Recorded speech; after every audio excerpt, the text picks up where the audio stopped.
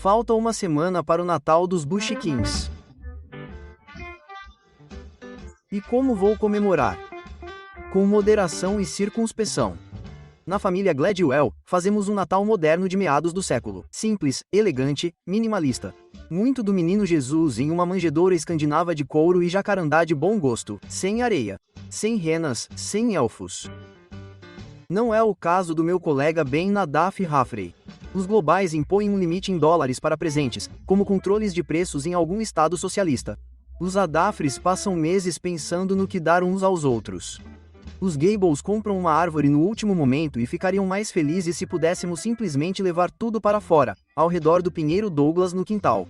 A família de Ben tem uma árvore, uma pequena vila modelo coberta de neve, o trem elétrico antigo do pai dele, além de uma pequena árvore de metal com enfeites que fica de pé o ano todo. Então, quando eu disse a Ben que nunca tinha assistido a It's a Wonderful Life, ele ficou surpreso. Então ele me procurou como o bom samaritano fez com o viajante caído na beira da estrada. Como isso pode ser? Ele me perguntou gentilmente porque, como você pode imaginar, para os Naf Halfrey a vida é maravilhosa, é um texto sagrado. Então Ben me contou outra história, sobre o que, em sua opinião, é um conto de Natal ainda mais importante. Uma história que ele considera a apoteose de todos os filmes de Natal. Uma história não em um filme, mas da produção de um filme. Bem-vindos à História Revisionista. Eu sou Malcolm Gladwell. Hoje, em nosso programa, Bendon Afrey conta pela primeira vez na história a história realmente maluca da produção do filme de Natal mais estranho de todos os tempos. Acredite em mim, você nunca ouviu essa história antes, nunca. Nem nunca viu o filme em questão, a menos que você seja um membro do clã Nadaf Hafrey ou tenha sido encarcerado recentemente em um estado que limita o acesso de prisioneiros a filmes obscuros da televisão dos anos 1990. Mas quando você ouvir o que se segue, você vai se perguntar a mesma coisa que eu me fiz quando Ben me contou essa história pela primeira vez. Como eu não percebi isso?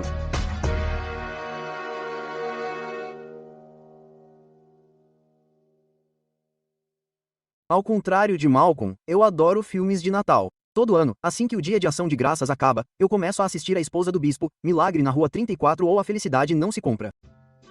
E tem também meu filme de Natal favorito, um pouco menos famoso, a comédia romântica de 1945, Um Natal em Connecticut. Eu assisto a ele praticamente todo ano desde que eu era pequena. Bárbara Stanwyck interpreta uma colunista de revista que é famosa por receber em sua grande fazenda em Connecticut. Ela é conhecida como uma ótima cozinheira. É o fim da Segunda Guerra Mundial e o editor da revista dela tem uma ideia para um ótimo artigo. Ela vai receber um herói de guerra que está retornando para passar o Natal em sua fazenda. Só tem um problema. É tudo mentira.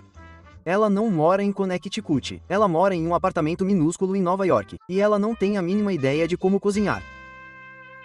Minha fazenda? Sim, minha fazenda, hein? Minha fazenda. E ele quer te ver agora mesmo para arrumar tudo. Arrumar? Você tá doido? Onde é que eu vou arrumar uma fazenda? Eu nem tenho uma floreira na janela. É isso aí, vamos ter que enganá-lo. Você sabe como ele é insistente em relação à verdade. Se ele descobrir que estamos inventando tudo isso, ele vai demitir nós dois. O caos se instala. É uma comédia maluca clássica e um deleite total.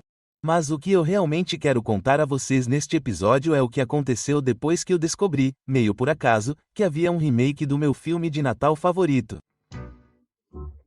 Uma versão cheia de ação, estrelada, cheia de piadas, realmente muito diferente do original, feita para a TV e dirigida por ninguém menos que Arnold Schwarzenegger. Uma reviravolta meio chocante, se você me perguntar. Quer dizer, por que o Exterminador do Futuro faria o Natal em Connecticut? Então, eu fiz o que qualquer bom fã de Natal faria.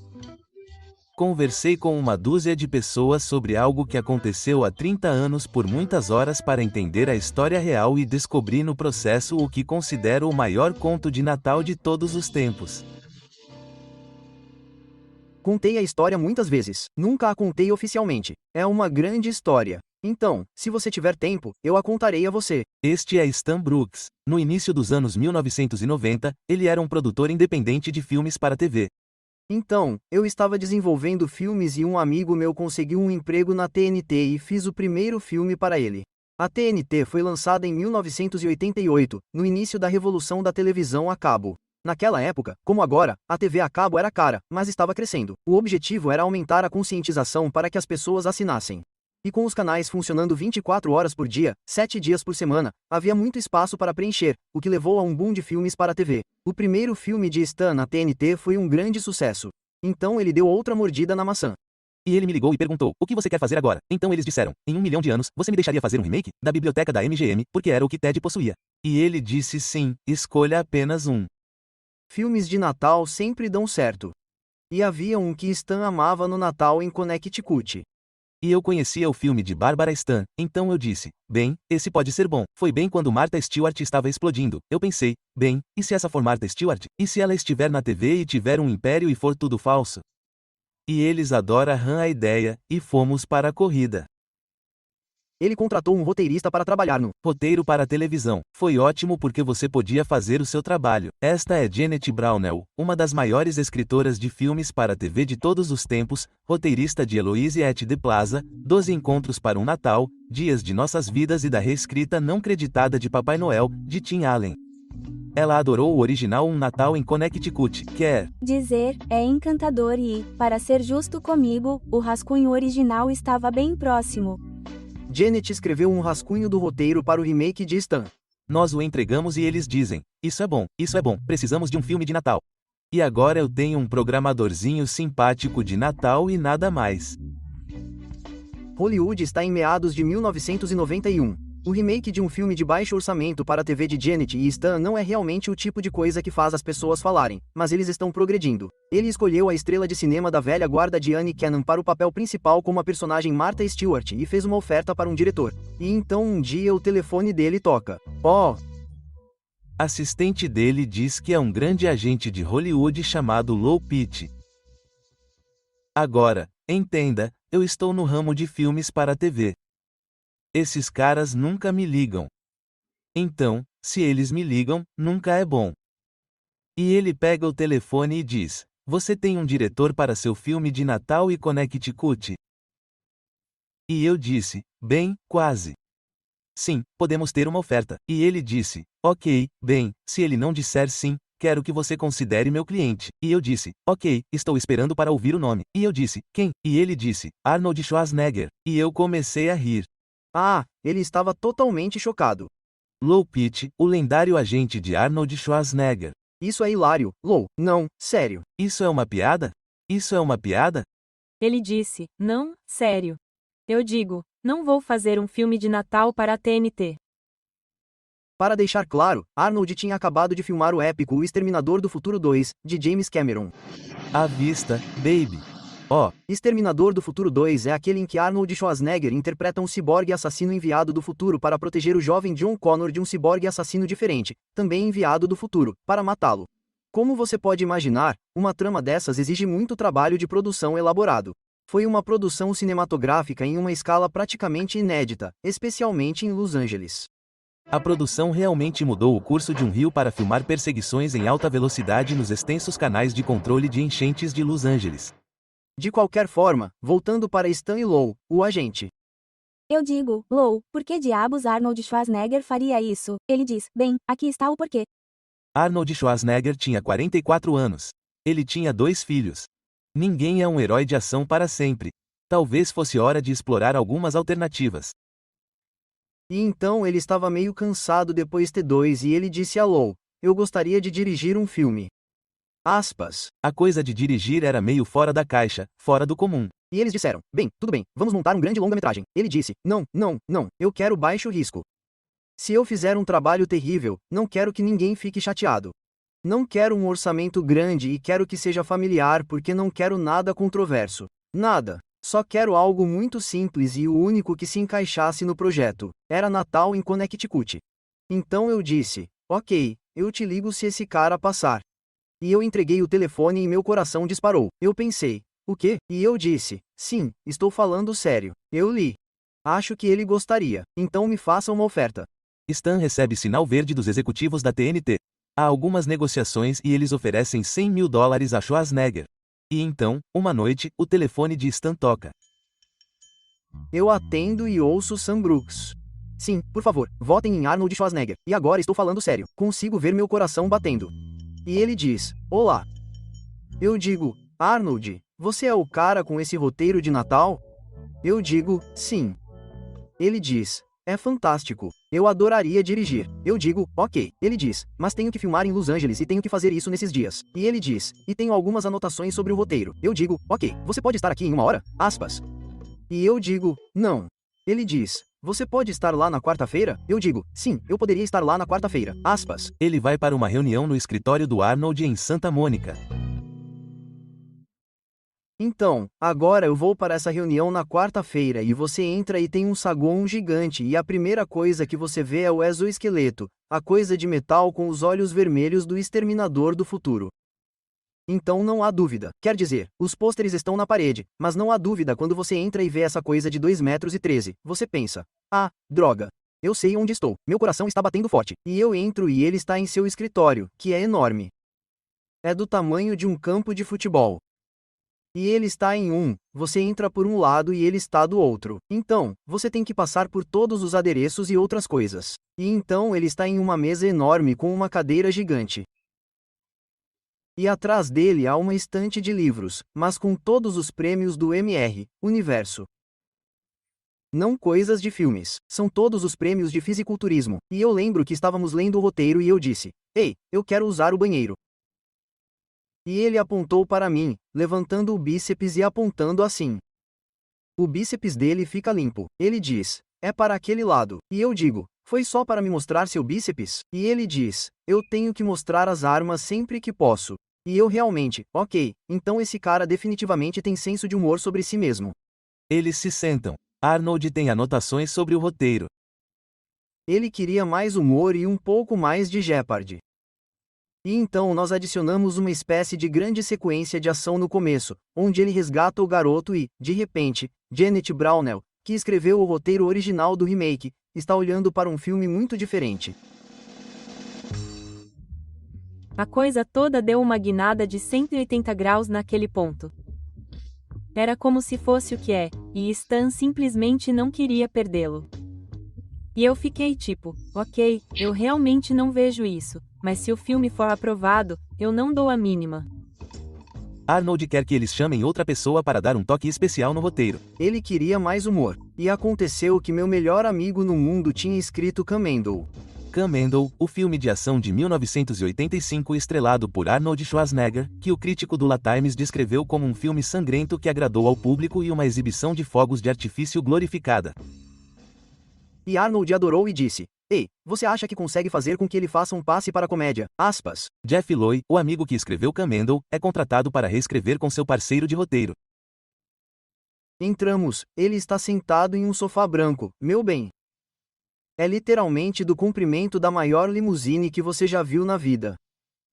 E ele está com os pés em cima de uma mesa de mármore de porcelana branca. Ele tem um grande charuto na boca e roteiros por todo lado. E ele não diz olá. Ele não se apresenta. Ele não faz nada. A primeira coisa que ele diz é: Então, o que vocês têm feito desde Commando? Claramente não vão à academia.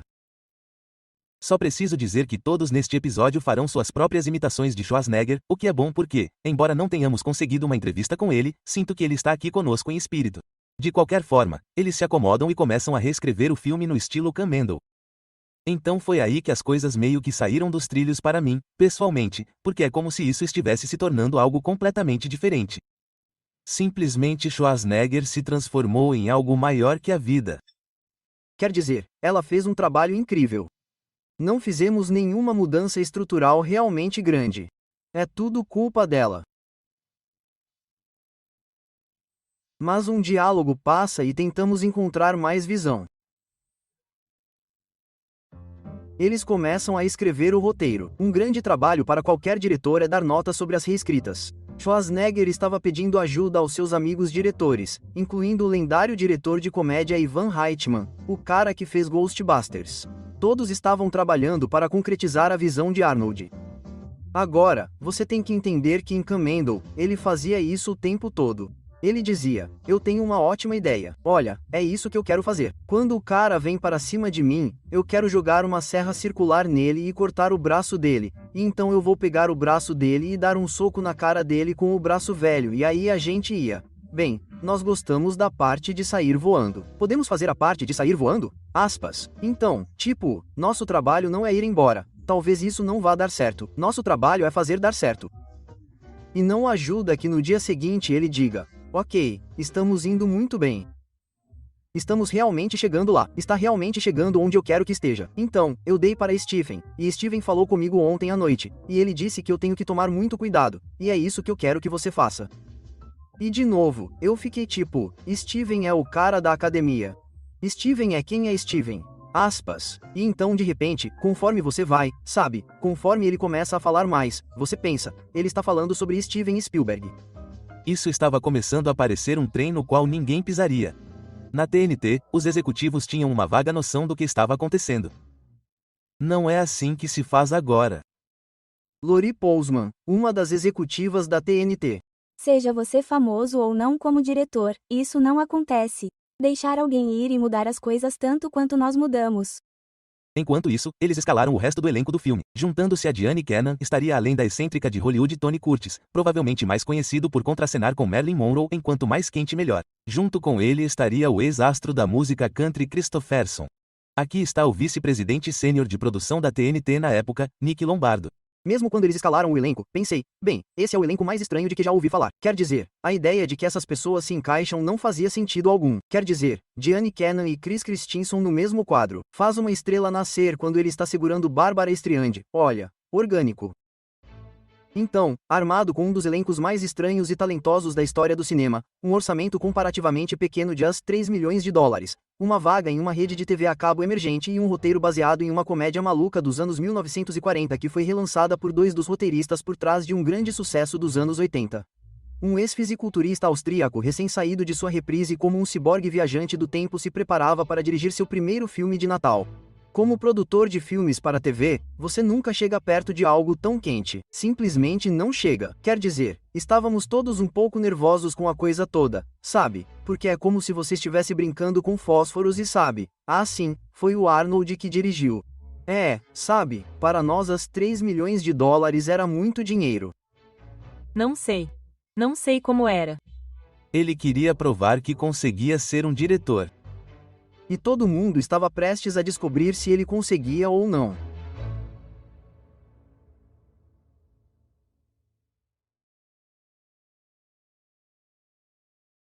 Natal em Connecticut, o remake começou a ser filmado cerca de 2 meses antes do Natal em Los Angeles. Porque Arnold Schwarzenegger nunca havia dirigido um longa-metragem antes. Embora seja registrado que ele havia dirigido um episódio do programa de TV Tales from the Crypt, a produção providenciou para que as coisas fossem filmadas mais ou menos na ordem em que acontecem no filme. Há muito menos para acompanhar a continuidade dessa forma. Mas isso também criou um problema. Uma das ansiedades de adaptar uma grande obra de arte é descobrir como torná-la sua. O remake de 1992 feito para a TV de Natal em Connecticut faz isso imediatamente ao apresentar seu protagonista masculino, um guarda florestal chamado Jefferson Jones em meio à rotina de exercícios em sua cabana nas montanhas. Se você está procurando sinais de que este não é o Natal em Connecticut da sua avó, a visão de Chris Christopherson como Jefferson Jones suando depois de fazer algumas flexões em uma viga em sua cabana é seu primeiro aviso. Um homem na televisão oferece uma exposição rápida enquanto se refresca.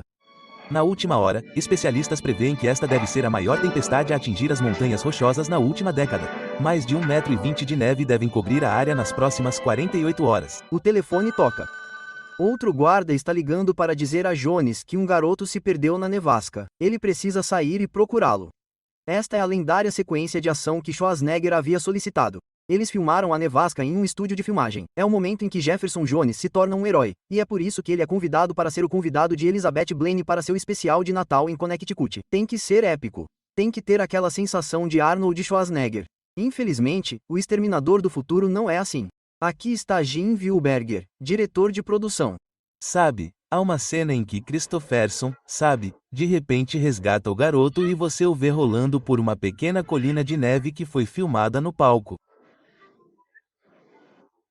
E tentando fazer mais disso porque não havia muito cenário para aquela pequena colina. E você sabe, de repente você vê todas as pessoas correndo para resgatar. Sabe, quero dizer, isso não foi um bom bloqueio, certo? E isso é apenas uma experiência. Schwarzenegger queria Jeopardy, mas isso parece uma guerra de bolas de neve que deu errado. Jones tropeça em uma colina muito pequena segurando uma criança que parece ser um manequim. Ele está gemendo e gritando, mas seus lábios não estão se movendo. Então, um começo difícil. Felizmente, grande parte do filme se passa dentro da casa falsa de Elizabeth Blaine em Connecticut, onde ela está gravando um especial de Natal em comemoração a Jones. A maior parte da produção aconteceu lá. Então, toda a equipe se instalou em uma casa em South Pasadena para o trabalho real. Isso apresentou a Arnold o segundo problema da direção, o controle do ego do ator e a questão de seu trailer. O trailer de Arnold era como uma casa sobre rodas. Era literalmente como se você olhasse de fora e dissesse: "Uau, isso tem todos os tipos de aberturas e o teto subiu e tudo." Mas quando você entrava, era literalmente como se você tivesse acabado de entrar na mansão Greystone. Sabe? Provavelmente é quase 3 vezes maior que um trailer normal. E o comprimento é que se tornou o problema. Diane entra e diz: "Por que o trailer do Arnold é maior que o meu? Ninguém deveria ter um trailer maior que o meu." Diane Cannon era a estrela do filme, mas ela talvez estivesse percebendo que essa produção era toda sobre o diretor. Schwarzenegger, no entanto, estava lidando com outros problemas, ou seja, ele escolheu um dos gêneros mais difíceis para sua primeira direção. Uma comédia maluca é como dançar na cabeça de um alfinete. Ela prospera no caos, mas tem que ser um tipo de caos controlado. Com seu elenco de grandes personalidades, orçamento baixo, cronograma curto e roteiro reescrito às pressas, Schwarzenegger tinha um excesso de caos e um mínimo de controle. Quer dizer, você tem uma atriz um tanto descontente interpretando a falsa Martha Stewart e outra que é uma guarda florestal machista, mas que, sem nenhuma razão aparente, conta essa história de fundo no meio do filme. Na verdade, antes de me mudar para o Colorado, eu morava em Chicago. Cresci lá. Dei aulas de literatura comparada na universidade por 10 anos. Sério? Me ofereceram estabilidade e chefe do departamento. Era o que eu achava que queria, mas significava ficar enjaulado em concreto e multidões pelo resto da minha vida. Tenho certeza de que essa é a única vez em todo o filme em que o passado de Jefferson Jones, como chefe do Departamento de Literatura Comparada da Universidade de Chicago, é mencionado. E eu adoro Chris Offerson, mas a maior parte do resto de sua atuação oscila entre rígida e estranhamente carregada de sexualidade. Quando ele começa a passar seiva de pinheiro no pescoço dela. Sim. Que é meio que transcendentemente estranho. Sim, bem, sem mencionar as 2 vezes em que ele fica olhando para a bunda dela, sabe, de perto. Há uma cena extensa disso. Bem, aposto que você não consegue comprar isso na Bloomingdale. Você está certo. Então, você tem 2 personagens que mal conseguem se dar bem, e então você tem que dirigi-los em sequências malucas e bem coreografadas que precisam parecer plausíveis, mas também hilárias. Por exemplo, a cena com o bebê. Lembre-se, em Um Natal em Connecticut, Elizabeth é uma fraude total. Ela não sabe cozinhar, nem é a casa dela em Connecticut, e ela tem uma família falsa encenada com ela, incluindo um bebê falso. Ela teve que manter as aparências para o bem de sua coluna. No filme original, há uma cena adorável em que ela e Jefferson Jones dão banho em seu bebê falso. Ela, uma suposta deusa doméstica, deve dar banho em seu filho, o que ela suspeitamente não tem a mínima ideia de como fazer. Ele intervém e faz isso por ela como um profissional. É parte do motivo pelo qual ela se apaixona por ele. E como é tão bem executado no filme original, acreditamos que eles estão se apaixonando neste momento totalmente implausível. Sabonete. Sabonete ali. Ó. Ó, Roberto, ela está comendo sabonete. O que eu faço? Ó. O que ela? Todos fazem isso. Sério? Ó, você daria um pai maravilhoso, Sr. Jones. Por acaso você também não é casado, é? Não, as cartas estão contra mim, eu acho. Toda vez que conheço uma garota de quem gosto, ela já é casada. Ah, que pena. Agora, isso também acontece na versão de Arnold Schwarzenegger. Talvez devêssemos terminar para ela. Terminar o quê? Um banho. Sabe de uma coisa? Acabei de ter uma ideia maravilhosa. Como você gostaria de dar banho nela? Em mim? Claro, acho que seria divertido para você aqui. O que acontece a seguir é a maior farsa da história da hora do banho. É como se você desse um bebê a 2 alienígenas e dissesse, dê um banho nele, sem perceber que no planeta de onde eles vieram, não só não há bebês nem banhos, como também não há nem água. O que você lembra sobre isso? Bem, parte disso foi improvisado. O que acontece é que eles apenas molharam o bebê com shampoo e depois quase não lavaram. Na escala de morcegos, são 2 patinhos de borracha de 10. Mas a premissa da cena é que Jefferson Jones está arrasando. Foi bem hilário, eu achei, e também muito desajeitado. E eles realmente estragaram o cabelo do garoto. Meu Deus. Eu não sei, tenho certeza de que o brócolis. Aqui é sabão, querida. Aqui está seu pato. Isso é coisa de diretor. Quer dizer, isso é um fracasso total do diretor. Quer dizer, isso aí. Tipo, refaça a cena, 100%. E provavelmente houve 3 ou 4 versões disso. Foi essa que ele escolheu. Sabe, não é como se fosse a única. Ela com certeza gosta disso. Você é muito bom nisso para um solteiro. Sabe, tem certeza de que não tem um monte de crianças escondidas em algum lugar? Eu cuidei de 2 filhotes de urso até a mãe dela voltar. Isso é melhor do que filhotes de urso. Você vê uma beleza? É como no SNL quando os atores riem. Quando Elizabeth diz, não tenho certeza se tiramos todo o sabão. E Jefferson diz, bem, não tiramos. Essa é a reação verdadeira. E deve ser improvisado. Mas então eles voltam para a versão do roteiro em que Jones está fazendo um ótimo trabalho. A maioria das pessoas no set tem algum tipo de momento como este. Sabe, a floresta com a neve e o trenó que vem junto. E tem até uma cena que notei em que você pode ver as rodas sob o trenó. Lembro-me do dia em que estive lá, estavam a filmar aquela cena em que o caos irrompe, sabes, e a árvore cai e tudo mais. Tivemos de fazer essa cena várias vezes. Foi tão caótica como a cena, mas nos bastidores foi ainda mais. É um pouco como abrir uma fábrica de balinhas para a cultura, sabes? É como se dissessem, o que se passa lá dentro? Nada de bom. Nada de bom, não perguntes nada. Por isso, estava um pouco agitado no set. E, no entanto, acho que se consegue ouvir nas vozes das pessoas o quanto gostam de contar esta história. Praticamente em geral, esta foi uma memória feliz para as pessoas com quem falei. Até porque nunca perderam de vista o quão improvável era tudo isto. E depois, no meio de tudo isto, o Arnold corre por todo lado e diz, move a câmara para aqui. Faz isto aqui. Vamos fazer isto. Não, acho que podia ser 10 vezes mais engraçado. Vamos lá. Então, tem a voz do Arnold, sabe, berrando.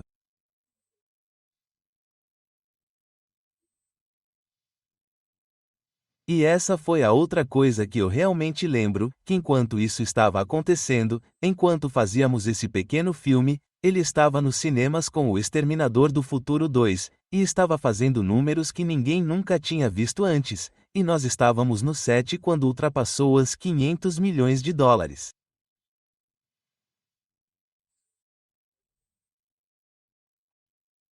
Mas quando você está ao lado do cara que é a estrela daquele filme e a maior preocupação dele é se está ou não em foco. Testa, vamos lá. Coisa da testa, você não é a primeira pessoa a mencionar isso. Várias pessoas me disseram que o insulto favorito de Arnold Schwarzenegger era chamar alguém de testa. Isso realmente entrou no filme quando Elizabeth Blaine e Jefferson Jones são parados pela polícia no meio do passeio de trenó, aquele em que você consegue ver as rodas. Isso acontece. Coloque suas mãos onde eu possa vê-las. Vocês dois estão presos. Vamos lá. Vamos lá, testas. Levantem-nas. Vocês o quê?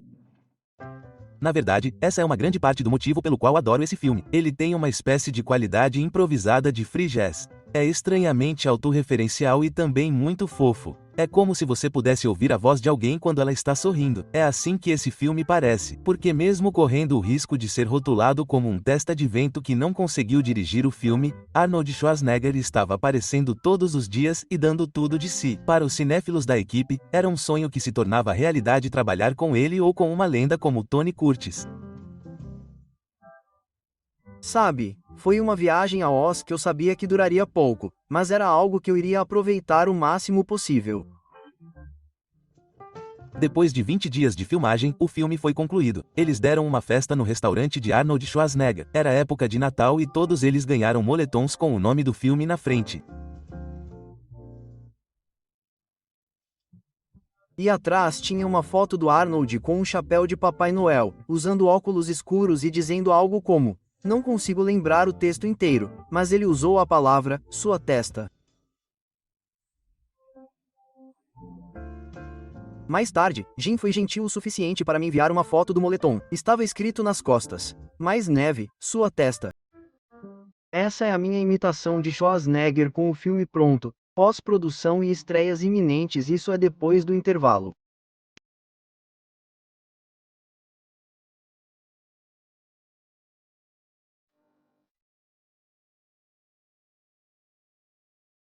Antes de chegarmos à estreia do remake de Um Natal em Connecticut, de Arnold Schwarzenegger, de 1992, quero contar a você sobre algo que aconteceu no começo deste ano. Obrigado a todos por terem vindo. Obrigado, Mitch, por ter vindo de Detroit. Sim, obrigado por me receber aqui.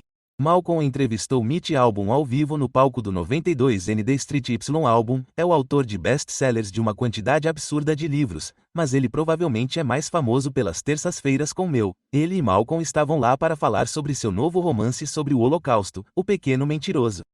Eles estavam se aquecendo com alguma história de fundo de Mitch sobre seu tempo como músico em Nova York. Tentei toda essa coisa de músico faminto e toquei em todos os clubes por aqui nas noites de segunda-feira. Eu estava nos bastidores deste evento espiando. Eu não tinha lido o livro de Mitch. Eu estava aprontando outra coisa. Espera aí, provavelmente deveríamos fazer isso antes de nos aprofundarmos muito na questão musical. Se vocês têm falado tanto, vão notar que atrás de vocês Sim, tem um Korg. nesse momento, o público que tinha vindo naquela noite para ouvir o autor de Tuesdays With Me discutir o Holocausto notou o piano elétrico atrás dele. E temos um pedido para que vocês toquem uma de suas composições mais famosas, da... Qual vocês sabem que estou falando? Estou falando de Cozinhar para Dois. do lendário Arnold Schwarzenegger, de 1992, feito para o filme de TV Christmas in Connecticut. Sim, Vocês conseguem ver o reconhecimento? Sim, era meu teclado. e sim, eu o coloquei ali. Mitch, não, por algum motivo que não faço ideia. Meu colega Ben é obcecado por isso e queria muito que fizéssemos isso. E eu pensei, como seria ótimo se você cantasse uma de nossas músicas, só para nos dar um gostinho. Bem, tenho que contar a história. Conte a história, conte a história. Certo. Então, depois que saí do ramo musical, tive um colega de quarto na faculdade que entrou para o ramo cinematográfico. Era Stanley M. Brooks, produtor executivo de Um Natal em Connecticut. Stan e Mitch eram colegas de quarto na Brandeise. E ele sabia que eu era músico. E ele estava fazendo um filme com Arnold Schwarzenegger como produtor. E Schwarzenegger foi o diretor de Um Natal em Connecticut, o remake. Parece tão bom quanto era, eu acho. E eles precisavam de uma música porque ela interpretou Diane. Kenan fez o papel principal e era cozinheira na TV ou algo assim. Então a música tinha que ser sobre comida.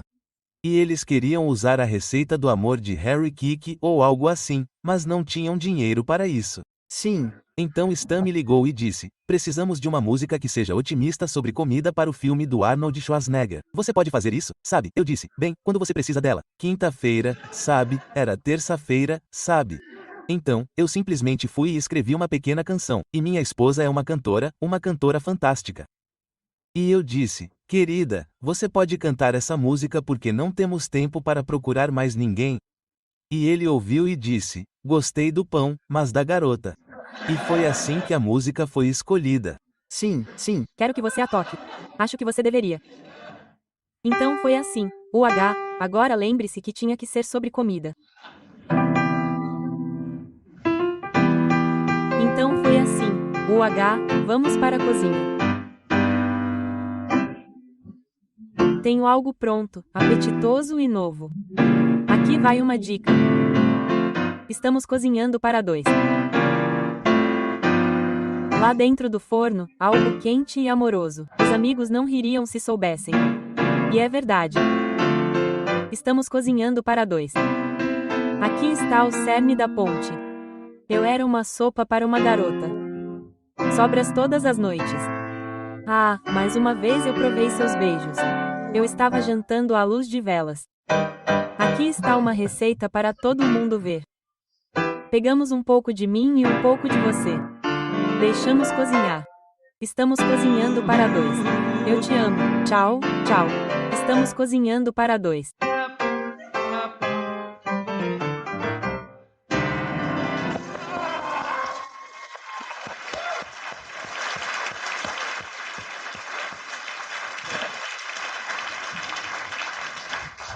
Isso definitivamente está entre as coisas mais embaraçosas que já fiz. Eles planejaram tocar isso durante os créditos. Com uma faixa de encerramento do álbum do Mitch na mão, o Natal em Connecticut estava quase pronto para estrear. A maioria dos filmes para TV são exibidos na televisão, mas não este. Primeiro, os filmes para TV não têm exibições. Se fizermos uma exibição, são umas 10 pessoas e, sabe, você aluga uma sala de projeção em algum lugar. Como este era o grande teatro do DGA que comporta, sei lá, umas 1000 pessoas. Uma tela enorme e um tapete vermelho enorme e uma fila para a imprensa. Tínhamos 2 cinemas funcionando e eles estavam lotados. Quando digo que nunca houve um filme para a televisão antes ou depois que tivesse uma fila para a imprensa, e ele está andando pela sala trabalhando na imprensa, e eu e você sabe, o publicitário da TNT, este é Stan Brooks, o produtor executivo. Arnold, de acordo com Stan, Ivan Reitman e James Cameron estavam lá, junto com uma porção de membros da realeza de Hollywood. A exibição foi em Los Angeles.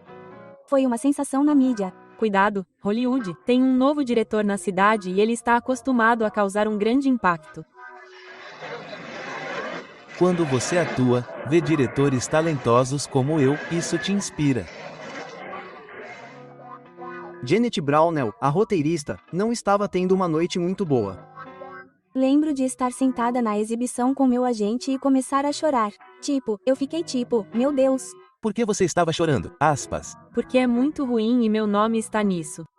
Meu agente foi muito rápido em me trazer uma bebida naquele momento. Só lembro que lá fora tinha uma festa com tema de Natal e eu simplesmente precisava sair dali.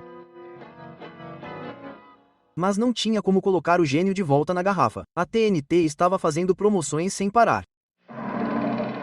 Eu adoro comédias românticas, então eu mesma fiz Um Natal em Connecticut. É uma comédia romântica com todos os enfeites. O que no mundo poderia dar errado? Natal em Connecticut, dirigido por Arnold Schwarzenegger. Você tem algum problema com isso? Uma estreia exclusiva da TNT na segunda-feira, 13 de abril.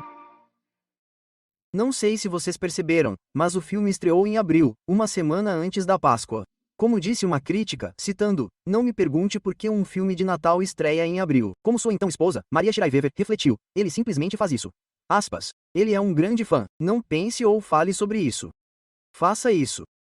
E então ele disse, acho que queremos exibi-lo novamente. Foi muito divertido. Aspas. Eu digo, ok. Eu digo, vou ver se consigo organizar. Eu digo, não, quero exibi-lo em Washington, com meu amigo Jack Valente. Então, agora voamos todos para Washington e era um quem é quem de Washington e eram senadores e membros do gabinete. Era um jantar sentado e lembro que minha esposa e eu nos sentamos. Trabalhávamos na sala, então nos sentamos por último em nossa mesa e o cara ao meu lado estava com um uniforme de gala e eu disse, ei, Stan Brooks, sou o produtor, e ele disse, ei, Oliver North. Oliver North de Iron contra a Fame. O filme foi um grande sucesso, no cinturão. Basta dizer que esse filme de Natal feito para a televisão teve uma recepção excepcionalmente boa, mas também não fez muito para estabelecer Arnold Schwarzenegger como diretor. As críticas foram mistas. Bem, estou procurando no IMDb agora. Parece que a classificação é 4,8 de 10 e não está muito longe. Ninguém teve nenhuma. Ai, meu Deus, estamos fazendo, é uma vida maravilhosa. Percebi que me diverti muito com esse filme e uma arma apontada para minha cabeça. Se eu acho que é bom? Não. Mas eu o amo? Obviamente, sim. Porque é tão totalmente estranho e excessivamente comprometido com sua parte que tem um tipo de alegria que honestamente me deixa no espírito natalino. E, no fundo, como os melhores filmes de Natal, a história por trás do filme é uma história de amor e amizade entre Arnold Schwarzenegger e Stan Brooks. 2 homens unidos pelo amor por fazer filmes. Depois do filme, Stan e Arnold mantiveram contato. Stan até se mudou para o prédio de escritórios de Arnold Schwarzenegger. Os filhos jogavam futebol juntos. E, embora nunca tenham feito outro filme juntos, a colaboração deles teve mais um ato. Quase 10 anos depois do início das filmagens de Um Natal em Connecticut, Arnold Schwarzenegger se tornou governador da Califórnia. Na época, havia muita agitação sobre uma questão chamada produção descontrolada. Muitos estados começaram a oferecer incentivos fiscais para atrair filmes para filmar em outro lugar que não a Califórnia. Isso se tornou um problema real para Hollywood como uma cidade industrial. E essa foi uma das crises que Schwarzenegger teria que enfrentar em seu novo papel como governador. As pessoas falavam sobre ele se tornar governador da mesma forma que falavam sobre ele se tornar diretor. Então, faz todo o sentido que ele quisesse Stan Brooks em seu governo. Então, quando ele se tornou governador, ele estava há cerca de um ano e me ligou e disse: Você gostaria de fazer parte da comissão de cinema? E eu disse: Bem, essa é uma ideia idiota. Ele disse: Por quê? Eu disse: Bem, porque eu não filmo na Califórnia. Eu disse: Eu sou a pior pessoa que você poderia colocar na comissão de cinema porque eu levo meus filmes para fora do estado. Ele disse: Não, é por isso que queremos você, porque queremos tentar aprovar impostos. Stan entrou para a Comissão de Cinema da Califórnia, e ao longo dos anos seguintes, ele foi uma parte fundamental dos esforços de lobby para aprovar os créditos fiscais que tornariam mais fácil filmar na Califórnia. Foi uma luta difícil. E então, acabei fazendo um curta-metragem, um pequeno documentário em que entrevistamos algumas das famílias que saíram do ar. E isso acabou sendo mais poderoso do que qualquer discurso que pudéssemos fazer no escritório deles. Os primeiros créditos fiscais foram aprovados em 2009. Eles foram renovados desde então. Então, voltando à nossa pergunta original, por que Arnold Schwarzenegger dirigiu esse filme bizarro de Natal? Encontrei minha resposta em uma história que Stan me contou. Ele me disse uma noite, terminamos por volta das 7 ou 8, e ele disse: O que você está fazendo? E eu disse: Vou para casa. Ele foi, Maria está fazendo o jantar. Você quer ir até a casa? Então, sim. Sim. Então, nós dois entramos em nossos carros e dirigimos até Pacific Palisades. E naquele jantar, lembro que Arnold se virou para mim e disse: Ei, não entendo por que você não faz grandes filmes. E eu disse: Para ser honesto, não entrei no ramo para fazer grandes filmes famosos. Entrei no ramo para fazer filmes. E consigo fazer 2 ou 3 por ano. Se estou no ramo de filmes, tenho sorte se faço um a cada 2 anos, a cada 3 anos. Eu digo: Estou feliz com minha vida. Ele diz: Bem, isso é fantástico. A história realmente me tocou porque entendo como é amar fazer algo, mesmo uma história meio densa e improvável sobre a produção do remake de um filme de Natal. É como Stan disse, se você ama fazer filmes ou qualquer coisa, é um presente poder fazer mais, mesmo que eles não sejam os melhores, especialmente se estiver claro o quanto você se divertiu fazendo o que quer que esteja fazendo. Então, para encerrar, deixe-me compartilhar uma citação da última página de Um Conto de Natal, de Charles Dickens.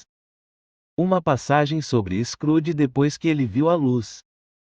Citação: Algumas pessoas riram ao ver a mudança nele, mas ele as deixou rir e pouco lhes deu atenção, pois era sábio o suficiente para saber que nada nunca acontece neste globo para o bem, o que algumas pessoas não se cansaram de rir no início. Seu próprio coração riu, e isso foi o bastante para ele. Talvez Stan e Arnold não tenham feito a felicidade não se compra, mas me parece que seus próprios corações estavam rindo. Então, de todos nós aqui na Revisionist History, boas festas, seus testas. Vejo vocês no ano novo.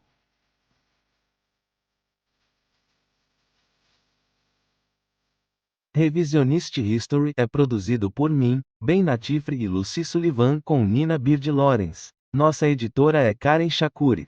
Fact-checking neste episódio por Sam Rus, um fã residente de Schwarzenegger. Trilha sonora original de Luiz Gara. Masterização de Jake Gorski. Nosso produtor executivo é Jacob Smith. Agradecimentos especiais a Sarah Nix, David Arnott, Linda Berman, Iris Gemen e Scott Sassa. Eu sou Ben Natafrey.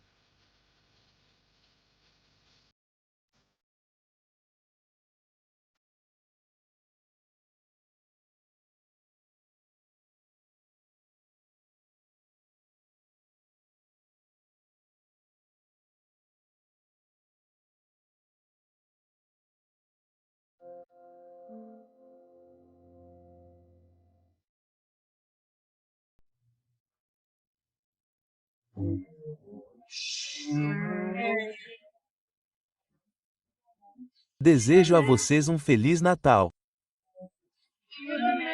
Desejamos a vocês um Feliz Natal e um Ano Novo muito feliz.